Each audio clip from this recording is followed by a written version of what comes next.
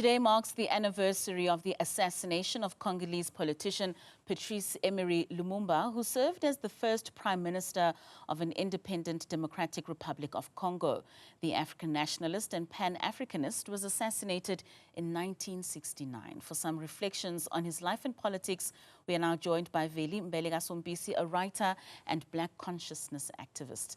Veli, thank you so much for your time and for joining us this evening. Now, as we mark that 64th anniversary of Lumumba's assassination, how would you describe his legacy in the context of African liberation as well as Black consciousness, and what lessons can contemporary activists draw from his life and work?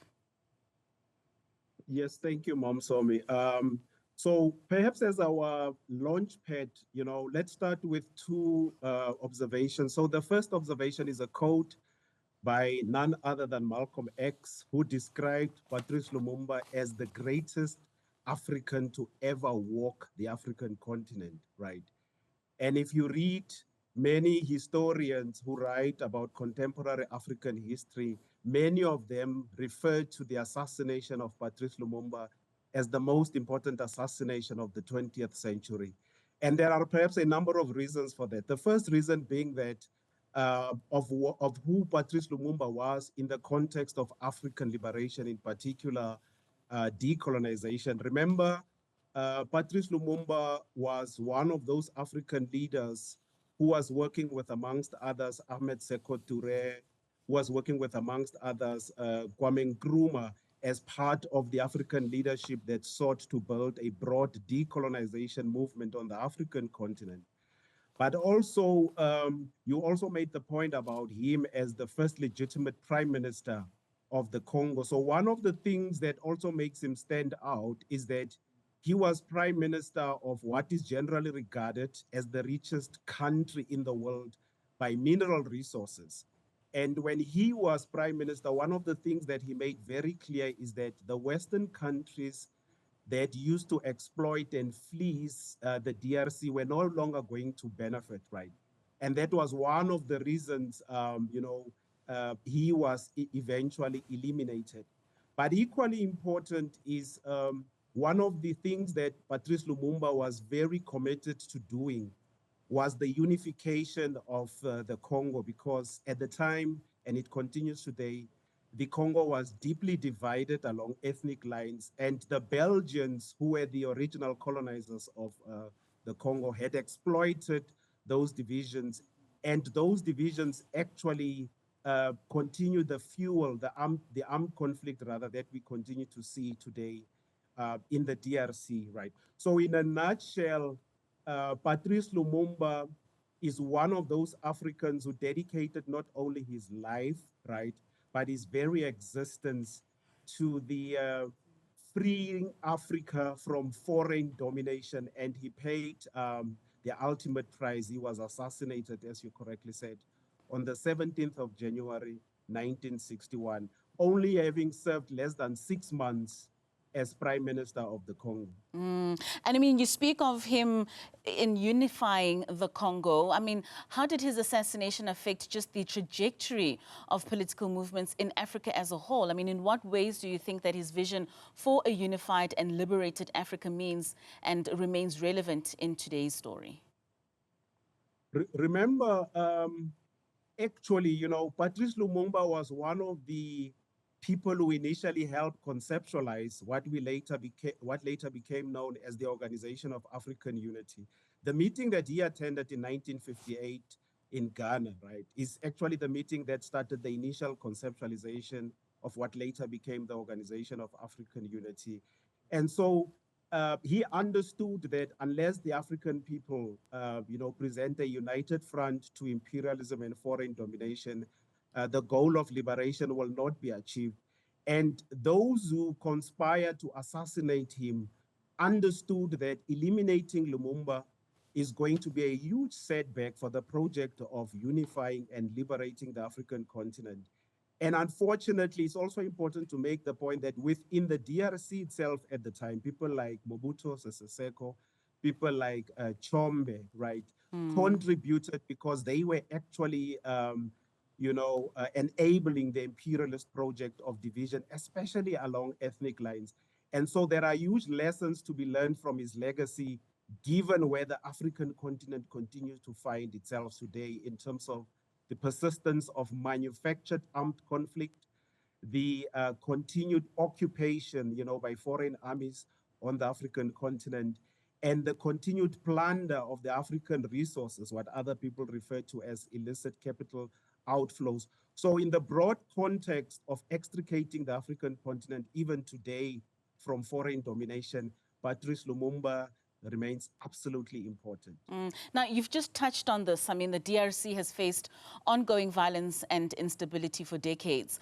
How do you see the current situation evolving, and what are the main factors contributing to this now prolonged conflict? Yes, okay, we refer to it as a conflict, right? Probably just for convenience in the conversation. But we must actually understand that much of what is happening in the DRC, in particular in the eastern part of the DRC, in Sudan, where there's also a genocide raging, is part and parcel of the continuation of the imperialist project, what other people refer to as neocolonialism, right?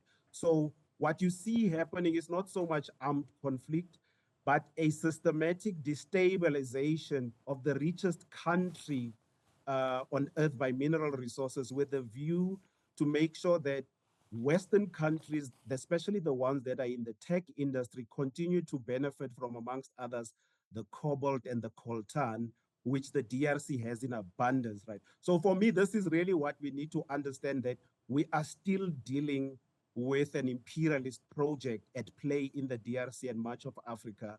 And this is why I hold the view that there is still a need for a program to decolonize the entire African continent. Well, I mean, each year the Norwegian Refugee Council releases a list of the 10 most neglected wars across the world. And now we've seen in the wake of the Israel-Gaza ceasefire discussions around conflict, and that often focuses on the Middle East. And some of the countries that were named in this list by the NRC include, of course, the DRC, Burkina Faso, South Sudan, Cameroon, Chad, Nigeria, Ethiopia, in terms of the displacements of people in those areas and what really they've been going through in terms of the famine as well. What are some of the most neglected wars in Africa that you believe deserve more attention, and why? Well, not so much only the wars, right? The very African continent is neglected, and we must also ask, neglected by who, right?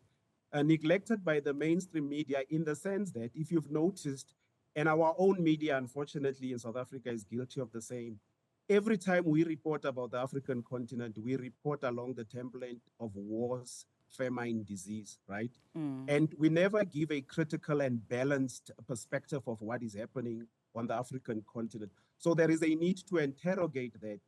But be that as it may, you also mentioned the issue of, for instance, the genocides. You would know that, the DRC has, a very bloody and sad history of some of the most, some of the most number of genocides. Remember, over 10 million Africans were killed during the time of Leopold, long before Lumumba was even born. There's a genocide raging now in the eastern side of Ethiopia, the Tigrayan region. There's a genocide raging in Sudan, right? Then you have genocides that affect other African people in other parts of the world, like West Papua, one of the least known genocides, and then you have Haiti as well. And the point that one is making, that there is a broad and global problem, right, of how Black people are reflected in the mainstream media. And this is a function of, amongst others, imperialism, but mainly a function of anti-Black racism. And so even in media reporting and framing, you continue to see the perpetuation of racist narratives. And this is the types of things that Black people, right, who work in the media space, in my view, should really interrogate as to how we as Black people reflect on the African continent and the experiences of Black people. And I think Lumumba gives us, the latitude to do that type of critical reflection. I mean, you're speaking on the media's coverage of African conflicts and beyond in comparison to other parts of the world. What role does this then play in shaping public perception as well as that international response? Because you make mention of West Papua, and what's been going on there has been going on since the 1960s. Correct. That's an important intervention you are making, because unfortunately, a large part of the mainstream media is also guilty of obscuring the fact that a lot of the African continent and other parts of the world continue to be systematically destabilized, right, by mainly Western countries. And then often, unfortunately, media institutions fall into the narrative of failed states or, misgovernance and corruption, when in fact, what is happening is systematic destabilization of these countries. And it leads to huge misdiagnosis and false narratives about the continent and other parts of the world. And these are the things, like I've said, right, that we need to critically interrogate, because until such time, and speaking about the African continent, Africans become the ones who frame the narrative, right, who design the discourse about what is happening on the African continent. It is going to continue. I mean, just yesterday, I was listening to a local radio station that broadcast in one of our local languages, right? And they were syndicating a story from the US about what is happening in the Middle East. And I was just saying to myself, nothing stops us on the African continent from researching those stories ourselves and telling them from our perspective. But what you have is a situation where even our own news media perpetuates a mainly Western narrative about the world and the African continent. And for me, that is the problem that we must address, right? Because it continues to create the impression that as African people, all that we are involved in is wars, and we are disease-ridden, and that there is nothing positive or developmental that is happening on the African continent, and that there's a lot that is happening. But it is our responsibility as activists, writers, academics, and Black people in the media across the African continent to change that narrative. Because it also not only influences the perception that people have, but also the aid that is sent to those countries in terms of volumes of really what is happening as a situation. Just to close this off, Veli, I mean, as a Black consciousness activist, how do you envision building solidarity among African nations? And just in the face of these ongoing conflicts that we're seeing happening on the continent as well as globally, and just what steps can be taken to foster a united front against colonial legacies and modern oppression, especially in the legacy of Lumumba? Yes, another important intervention you make there. So one of the things that African people globally have been robbed of, right, as an oppressed people, is knowledge of self. So there is nothing you can do for yourself as a group of people in all areas of development if you do not have a solid knowledge of self. And the work that I believe we need to prioritize is to run massive programs across the African continent and the Black world that center around our self-concept and our knowledge of self. Because as things stand now, we continue to see ourselves through the colonial and mainly the white lens. And for me, I think that is one of the strategic priorities that we must all commit to. And I believe all other things or all other aspects of our development will be unlocked if we develop, a solid knowledge of self as African people on the continent and globally. Essentially, we must return to the source. Veli, I know I did say it was the last question, but you just ignited something there. Does that mean that we could possibly one day see a South Africa going to the ICJ in order for us to be calling for an end and a genocide to wars that are happening on the African continent? Certainly. I mean, we have a tradition of progressive activism in the South African context, and nothing stops us from, calling for the ends of the genocides as well, simultaneously as we do with the genocide in Gaza, the ones in Sudan, in the Tigrayan region of Ethiopia, in West Papua, and like I said, but also I am aware that, there is a lot that is being done, right, to try and bring peace in that part of the world. through certain instruments of the South African state. But of course, nothing stops us from also raising greater awareness on the other genocides in the Congo, in Sudan, in West Papua, and even the situation in Haiti, right? Because there's nothing wrong in us pledging solidarity with our own. I mean, it's the natural thing, right? The people in Haiti are our people, in West Papua, our people. And it is only natural that we pledge solidarity with our own. It's the natural thing to do. All right, Veli, thank you so much for your time. It's always a pleasure having such discussions with you. That's Veli Mbele kaSompisi, who's a writer and Black consciousness activist.